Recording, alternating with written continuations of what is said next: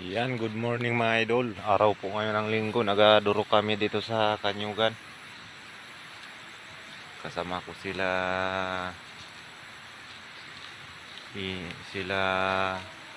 misis at ang aking mga anak mga idol. Dito kami naglinis-linis kami ng Kanyugan. Daming lamok mga idol.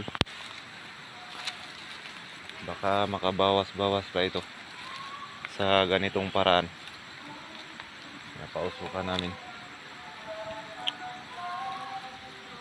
Be, kay mo nung apitabok.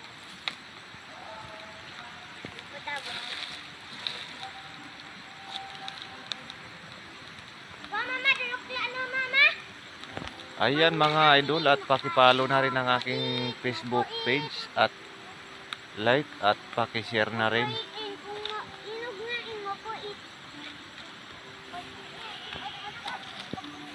Lapit na naman. Sige. Tara. Ayos na yun. Ate, ano yan, te?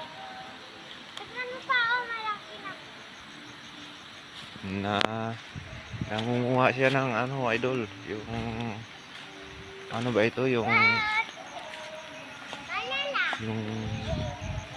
bisbis pang asim.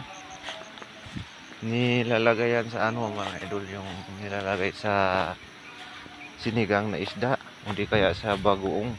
Masarap yan mga idol, piga doon. Ayan, sige mga idol, at shout out na lang sa lahat.